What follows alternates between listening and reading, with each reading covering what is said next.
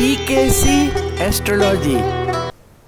Friends, मैं दिग्विजय चरण DKC astrology के इस एपिसोड में आपका स्वागत करता हूं। आज मैं अफ़गानिस्तान देश जो इन दिनों चर्चा में है उसकी जन्म कुंडली का विश्लेषण करूंगा। ये सभी जानते हैं कि इन दिनों अफ़गानिस्तान में गृह युद्ध हुआ और तालिबानियों ने शासन पर कब्जा जमाया। मैं जो विश्लेषण करूंगा वो एस्ट्रोलॉजी अर्थात ग्रहों की स्थिति को देखते हुए करूंगा कि आगे अफ़गानिस्तान में क्या होने की संभावना है। अगर आप मेरे चैनल से पहली बार जुड़े हैं तो कृपया इसे सब्सक्राइब करें ताकि आगे आने वाला वीडियो आपको जल्द से जल्द मिल सके। दोस्तों, हम लोग थोड़ा अफ़गानिस्तान के इतिहास में अध्ययन करेंगे और ये जानने की कोशिश करेंगे कि ऐसा कौन सा तारीख है जिस दिन अफ़गानिस्तान को एक देश की एक्सेप्टेंस मिला, एक देश के रूप में लोगों ने अफ़गानिस्तान को स्वीकार किया। जब अंग्रेज हिंदुस्तान में थे तो उन्हें यह भय था कि रशियंस अफ़गानिस्तान के रास्ते हिंदुस्तान में प्रवेश करेंगे। ऐसा डर अंग्रेज़ों को था, चूँकि अफ़गानिस्तान का बॉर्डर USSR उस समय था, अब रसिया है, तो अफ़गानिस्तान का बॉर्डर रसिया से मिलता है। इसलिए अंग्रेज़ों को यह भय था कि अफ़गानिस्तान के रास्ते रशियंस हिंदुस्तान में प्रवेश ना कर जाएं। और उस समय पाकिस्तान तो था नहीं, तो हिंदुस्तान की बाउंड्री हिंदुस्तान और अफ़गानिस्तान की सीमाएं मिलती थी। तो अंग्रेज़ों ने अपने इस भय को दूर करने के लिए कि कहीं रशियंस हिंदुस्तान में ना आ जाएं अफ़गानिस्तान के रास्ते, अंग्रेज़ों ने अफ़गानिस्तान में अपना प्रभाव जमाने का प्रयास किया। इस कारण से हिंदुस्तान में रह रहे अंग्रेज़ों और अफ़गानिस्तान के लोगों के बीच 3 बार युद्ध हुए, 3 वार हुए, जिसे कहते हैं एंग्लो अफ़गान वार। तो 3 एंग्लो अफ़गान वार हुए। थर्ड एंग्लो अफ़गान वार जो हुआ वो हुआ वर्ष 1999 में 6 मई से लेकर 8 अगस्त तक। अर्थात थर्ड एंग्लो अफ़गान वार शुरू हुआ 6 मई को और ख़त्म हुआ 8 अगस्त को वर्ष 1999 में। इस वार के ख़त्म होने पर 8 अगस्त को अंग्रेज़ों और अफ़गानिस्तान के बीच एक संधि हुई जिसे कहते हैं ट्रीटी ऑफ रावलपिंडी। जो रावलपिंडी अब पाकिस्तान में है, उस समय हिंदुस्तान का ही हिस्सा था। तो रावलपिंडी में संधि हुई 8 अगस्त की सुबह अंग्रेज़ों के बीच और अफ़गान सोल्जर्स के बीच। इस ट्रीटी के बाद एक लाइन ड्रॉ किया गया बाउंड्री पे हिंदुस्तान और अफ़गानिस्तान के बीच। उसका नाम है डुरांड लाइन। पाकिस्तान बनने के बाद ये लाइन डुरांड लाइन अब पाकिस्तान और अफ़गानिस्तान के बॉर्डर पर है। तो निष्कर्ष ये है कि 8 अगस्त वर्ष 1999 के दिन ही तीसरा युद्ध एंग्लो अफ़गान वार ख़त्म होने के बाद जो संधि हुई, उसके बाद ही दुनिया ने अफ़गानिस्तान को एक स्वतंत्र राष्ट्र एक्सेप्ट किया, घोषित किया। उन दिनों अफगानिस्तान की राजधानी थी काबुल। तो इस तरह हम देखते हैं कि अफगानिस्तान जो है देश, इसके लिए हम जो डेट लेंगे, इसके स्थापित होने का डेट, वो है वर्ष 1999, 8 अगस्त, मॉर्निंग में 6 AM, और जगह है काबुल। तो इस तरह से हम देखते हैं कि अफगानिस्तान की जनकुंडली क्या कहती है। अर्थात हम ये मानकर चलते हैं कि 8 अगस्त 1999 के सुबह 6 बजे काबुल का जो जनकुंडली है वही अफगानिस्तान का जनकुंडली है। इस आधार पर ये जनकुंडली है अफगानिस्तान का, अर्थात काबुल का। ये सिंह लगन की जनकुंडली है। सैटर्न अर्थात शनि लगन में बैठा बुध के साथ, सूर्य और जुपिटर 12th हाउस में बैठे कर्क राशि के, राहु बैठा 4th हाउस में जहाँ 8 लिखा है, केतु बैठा 10th हाउस में जहाँ 2 लिखा है, और चंद्रमा बैठा 5th हाउस में जहाँ 9 लिखा है, मंगल बैठा 11th हाउस में जहाँ 3 लिखा है, और शुक्र बैठा 2nd हाउस में जहाँ 6 लिखा है। तो इस तरह ये जनकुंडली है काबुल की, अर्थात अफगानिस्तान की। सैटर्न शनि जो लगन में बैठे हैं पहले घर में, पहले घर के मालिक सूर्य है, चूँकि ये सिंह लगन है, सिंह लगन की जनकुंडली है।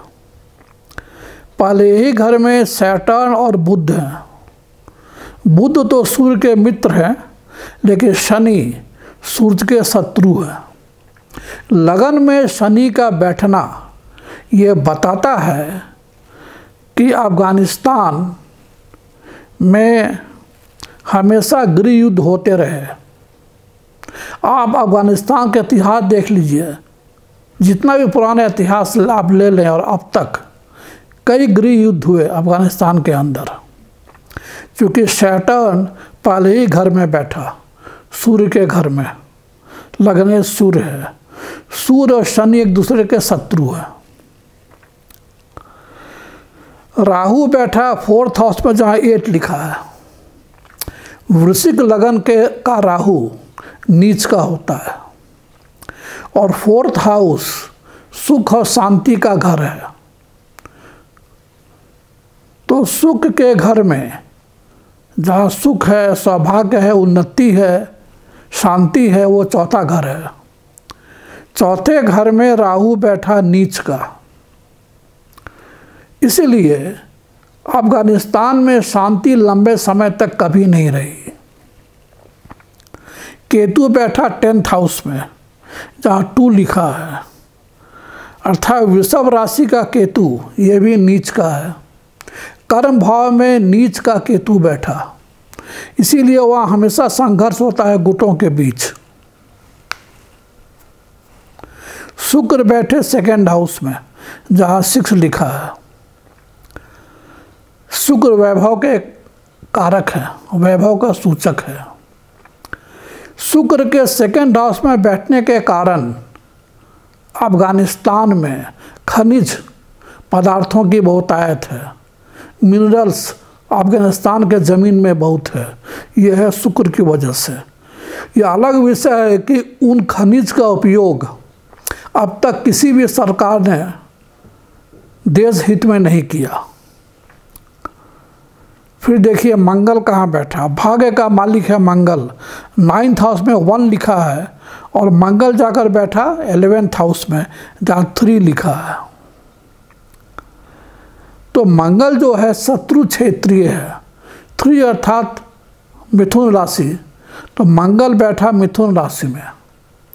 जो भी परिवर्तन होंगे, 11th हाउस लाभ घर है, जो भी परिवर्तन होंगे वो ब्लड शेड के माध्यम से होंगे, संघर्ष के माध्यम से होंगे। संघर्ष के माध्यम से ही परिवर्तन होंगे वहाँ पे। ये तो है अब काबुल की जन कुंडली, अर्थात अफगानिस्तान की जन कुंडली। अब देखिए महादशा किसकी चल रही है। महादशा चल रही है बुध की। तो बुध की महादशा में चल रही है केतु की अंतर्दशा, जो खत्म होगी 1 अक्टूबर 2021 के दिन। शुरू हुई थी 4 अक्टूबर 2020 को। केतु के अंतर्दशा शुरू हुई थी 4 अक्टूबर 2020 के दिन और ख़त्म होगी 1 अक्टूबर 2021 के दिन। तो जब तक केतु रहेगा अंतर्दशा में, वहाँ अस्थायी सरकार नहीं बन सकती। केतु के बाद आएगा शुक्र की अंतर्दशा। जब शुक्र की अंतर्दशा आएगी तब स्थिति सुधरेगी, अर्थात 1 अक्टूबर 2021 के बाद ही स्थिति सुधरेगी। लेकिन अब प्रश्न यह है कि अस्थायी सरकार कब तक बनेगी। अस्थायी सरकार बनने में भी समय लगेगा। अस्थायी सरकार बनेगी 21 मार्च 2022 के बाद ही। लेकिन जैसे ही शुक्र आएगा अंतर्दशा में, तो वहाँ स्थिति में सुधार आएगी और तालिबानियों की पकड़ काबुल पर कमज़ोर होगी। जो वहाँ डेमोक्रेटिक विचारधारा के लोग हैं, प्रजातंत्र में विश्वास रखने वाले लोग हैं, उनकी शक्ति बढ़ेगी 1 अक्टूबर 2021 के बाद। फिर भी पूर्णतः स्थायी सरकार आने में भी विलंब है। ये आएगी, अस्थायी सरकार आएगी 21 मार्च 2022 के बाद। और यह अस्थायी सरकार जो आएगी, ये विदेशी ताकतों के मदद से आएगी। चूँकि लग्नेश सूर्य जाकर बैठा 12th हाउस में और वहाँ बृहस्पति भी है, तो सूर्य और बृहस्पति का साथ बैठना ये बताता है कि सूर्य जब प्रत्यंतर दशा में आएगा, सूर्य जब प्रत्यंतर दशा में आएगा, तब बाहरी ताकतों के हस्तक्षेप के कारण वहाँ एक प्रजातंत्र पर आधारित सरकार बनेगी और अस्थायी सरकार बनेगी। ये है अफगानिस्तान की जनकुंडली। इसीलिए निष्कर्ष ये है कि तालिबानी ताकतों का अधिकार काबुल पे या पूरे अफगानिस्तान पे ज़्यादा दिन अस्थायी नहीं रहेगा। परिवर्तन होंगे और प्रजातंत्र में विश्वास रखने वाली ताकतों का उदय होगा। धन्यवाद। दोस्तों, अगर ये वीडियो आपको पसंद आया हो तो इसे शेयर कीजिए, सब्सक्राइब कीजिए और लाइक कीजिए। धन्यवाद।